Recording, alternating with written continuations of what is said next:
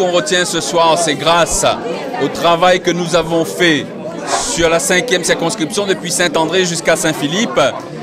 Nous avons un résultat plus qu'intéressant parce que sur les 7 communes qui constituent la circonscription, François Hollande arrive largement en tête et met en échec Nicolas Sarkozy.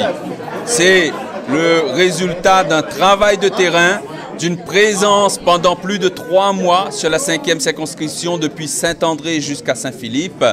Nous avons travaillé, nous récoltons aujourd'hui un résultat plus qu'intéressant, symbole d'espoir, symbole d'espérance pour l'avenir.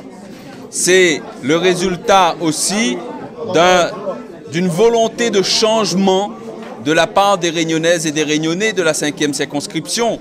C'est une volonté de faire le changement sur un socle social, sur un ciment de solidarité, une volonté de faire le changement pour rompre avec une politique libérale, antisociale, le joug libéraliste que nous a imposé Nicolas Sarkozy pendant ces 5 dernières années et avant lui, Jacques Chirac. Donc c'est une volonté très forte, mais c'est aussi la volonté de la part des Réunionnaises et des Réunionnais de mettre en place un projet réunionnais de développement pour l'avenir. À problème particulier, solution particulière. C'est le message lancé par les Réunionnaises et les Réunionnais aujourd'hui à Paris et à celui qui a été élu, qui sera élu président de la République.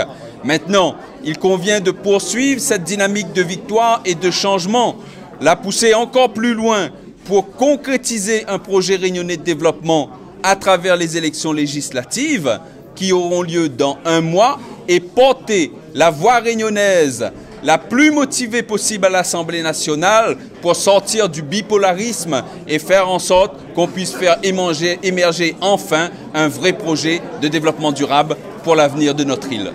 En tout cas, je remercie tous les militants. C'est un moment de joie ce soir. C'est un moment historique pour les militants, pour les citoyens, pour toutes ces femmes et ces hommes qui ont subi pendant ces 5 dernières années. Je les félicite et les remercie pour leur mobilisation et leur donne rendez-vous avec nous sur le terrain dès demain soir pour gagner les prochaines élections législatives le 10 juin prochain.